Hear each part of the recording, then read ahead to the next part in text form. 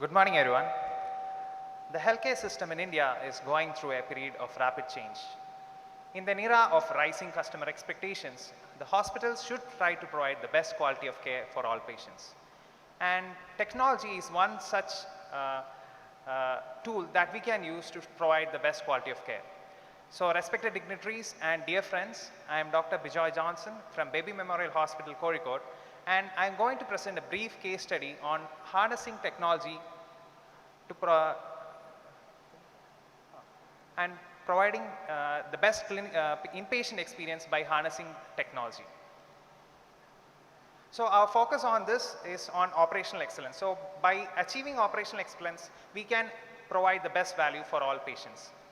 So we did a value stream mapping, and the 4 key areas that we wanted to focus on for the inpatients was the admission process, the care coordinations once the patient is admitted, the feedback collection during admission when the patient is admitted and also after discharge, and also the discharge procedure. So these are the 4 key areas that we wanted to focus on to provide the best quality of care for patients. So first, coming to the admission process. So once a patient comes to the hospital, they usually have to stand in a queue and to get through the admission proceedings. So that's the first area that we wanted to improve. So when a patient comes to the hospital, their name is entered in the token queue management system, and immediately they get an SMS. So in the SMS, they will be getting the details of what is their current token number, and also a link to a portal where they can view the real-time status of a token. So here we can say that the person's token number is 6, the queue person is number 2, and the estimated waiting time is 7 minutes. So the waiting time and the queue position will change dynamically as the time proceeds. And for example, if the waiting time is let's say 15 minutes, so the patient can go and have a cup of coffee, and in the canteen itself they can view what is their current token position and come back when the time is called. And also we have access to various information booklets which provide information, further information about the hospital, and even a one-click dialing facility for them to contact the admission counter. So this is a sample of the information booklet, so they will get to know what are the various facilities provided by the hospital, and all those things, they are from the tip of our fingers. And once the token is called, it is displayed in a system, and they can go in and proceed with the admission proceedings. And once the admission is complete, they will be getting another SMS with the details of their room number and also a link to the patient information portal. So within the patient information portal, there are various features like instant feedback, our voice enabled chatbot BMS companion, and also a virtual reality navigation system. So within the feedback system, we have a system in which they can provide feedback to us 24/7. I'll get into the details when I come to the feedback section at the end of the talk. We have an interactive AI powered voice enabled chatbot, so which can provide various information about the hospital and its services. So about patient care services, clinical specialties, and so on. So we can interact with it either by typing or even by voice. So details about the various, for example, the heart center of our hospital. And a new system that we are currently prototyping is the virtual reality navigation system. So one of the most common complaints of patients is they don't know where a particular location is. So our hospital is distributed among 3 different blocks, and so most of the people they have to keep on asking, okay, how do I reach there, how do I reach there, and so on. So what we are prototyping is a virtual reality navigation system. So they can just enter where they want to go, and they will be given a 360-degree navigation system. They can click on it, and then pointers will be shown on the screen.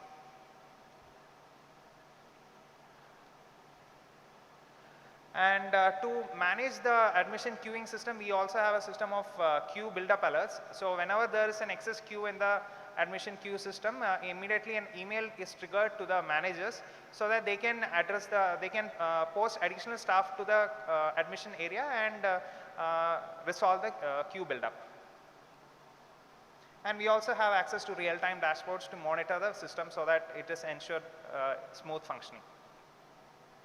So that was about the admission system. So now moving on to the care coordination. So once the patient is admitted and till the patient is discharged. So that's the part which is focused with care coordination.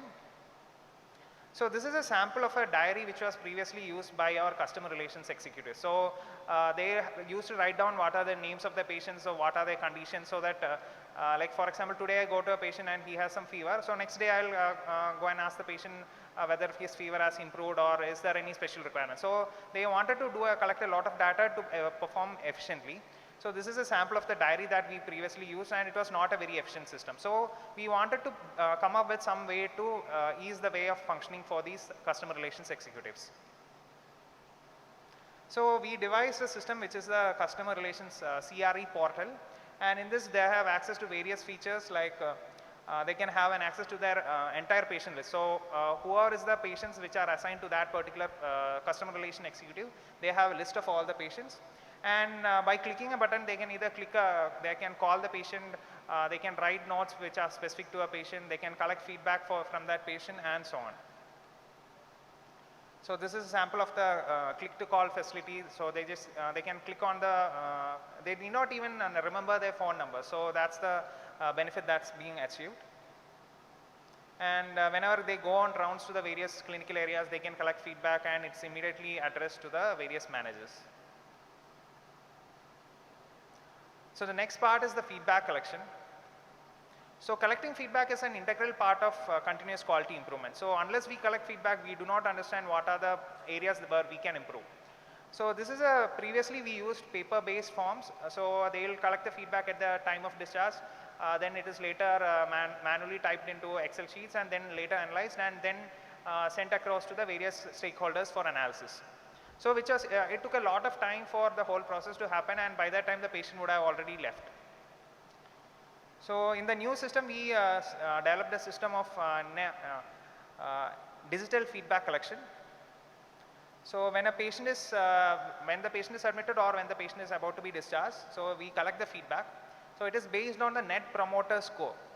So in the net promoter score, basically the question is whether this is a question that's being asked based on your recent experience at BMH, how likely are you to recommend us to a relative or a friend? So this is the key focus of net promoter score, which is even used in many other industries worldwide. So that's a newer method of feedback collection. So they will rate the rate from 1 to 10, and depending on the score that is being provided, so let's say if it is a less than 6, we'll ask additional questions as to why, what is the reason that you had a poor experience. So they can submit their feedback using any language, using the voice to text facility which is available. And immediately it is notified to the various stakeholders, so they can take corrective actions immediately. And the stakeholders also get an option to contact the patient for further follow-up. So for example, if the comment is not clear or they'd like to give some reason or explanation as to why that particular incident happened. So for all these features, we have a click to call functionality. They can either call the patient, or even if the patient is not available on phone, they can even send an SMS. And for the SMS, we have pre-generated automatic templates, so they need not type anything down. It automatically goes to the patient registered mobile number. So this is a sample SMS that is being generated, and even the person's name of the person who is sending the SMS is also automatically populated. So once the feedback is resolved, they close the feedback and save it. And for many of the feedback, it might be something that's very simple and there is no reason for entering a detailed explanation. So we have a feature of Insta replies. So if it's something like they did an action or they inform the concerned staff, they can just click on the button instead of typing out the feedback closure responses. And we also have an action tracker, so we can have a bird's eye view of how many feedback is pending, how many is open, how many complaints, how many compliments, and all those details. And it is also split up by the various departments. And we have a facility of automatic translation, so even if the person entered the comments in their own native language, it will get translated to English. For example, here, roomil emergency numbers in a list vechal valare nannayirikkum, and it's automatically translated to English. It would be great if you put a list of emergency numbers in the room. So regardless of the language in the feedback is entered, it is translated to English. And so for feedback like this, we can immediately take action and put up a list of emergency numbers. And we have created an information booklet which we put up in the various patient rooms. And we also have a sentiment analysis which is based on machine learning. So based on the text that is provided in the feedback, we assign a score is automatically assigned. For example, here we can see that no taste in dietary food, please improve. So that's assigned a score of minus 0.8. And at the bottom we can see all sisters in beaten are excellent. So that's assigned a score of plus 0.8. So the sentiment score is assigned between -1 and positive +1, and this helps us prioritize. So for example, we should focus first on the negative sentiment cases, and then later we can focus on the positive sentiment ones. And if there is a repeated complaint of a particular category, there is a system in which a root cause analysis is automatically triggered, and corrective and preventive actions need to be taken. And also, as mentioned in the initial slides, we have a system of real-time feedback for patients. So here we have put up posters in the various rooms and other areas of the hospital where they can submit their online feedback by scanning a QR code. So they can either scan the QR code or type in the web address. So once they scan the QR code, they will be redirected to the feedback collection page.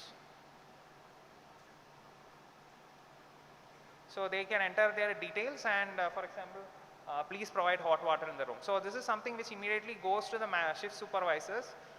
So they will get a notification that the shift supervisor has been informed, and the shift supervisor gets an email and immediate action can be taken. So that instead of waiting for a long time for each feedback to be addressed, we will try to do it as soon as possible.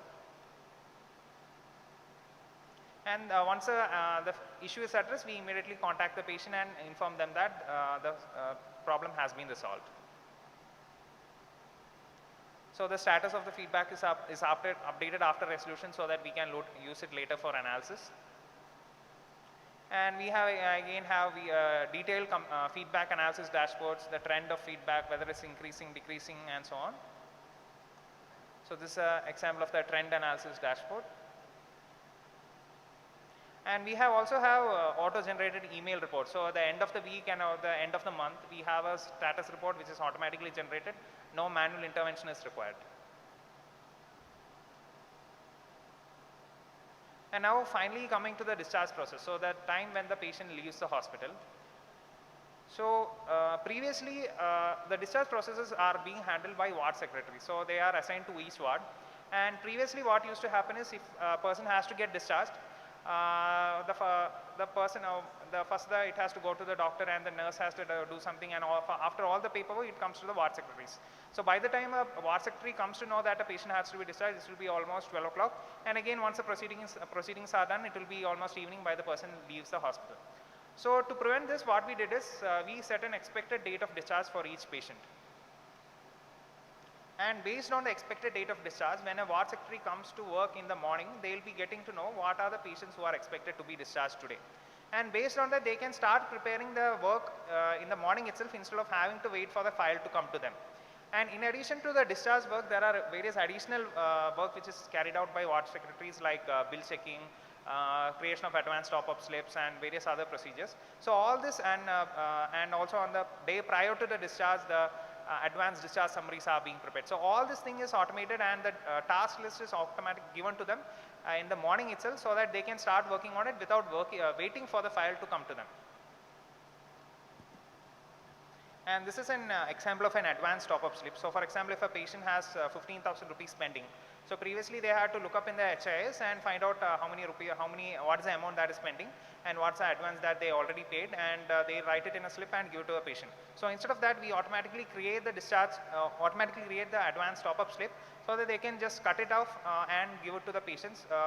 And in this discharge slip, all the details are also provided so that the patient will not have any further queries. Again, also for this also, in the discharge tracking also, we have the monitoring of productivity so that we can ensure that everything is working smoothly. And also we have automatic email reports at the end of the day, so how many tasks have been completed, how many are pending, and so on. So now coming to the key benefits of the system. So we try to harness technology to provide workflow automation. So a lot of things are automated so that manual intervention is not required. And we reduce the paperwork to a big extent so that, for example, the customer relations executives used to carry about notebooks, so now they have their smartphones. And we have empowered our staff with technology. So most of the high technology solutions that come to hospital will be focused on big medical procedures and so on. So, but we try to do something which are which would be beneficial to all our staff. So that's something we are proud of. We have empowered our staff with the use of advanced technology. And the staff has access to information at their fingertips. They don't have to go to a computer and check for something. They have it in their smartphones.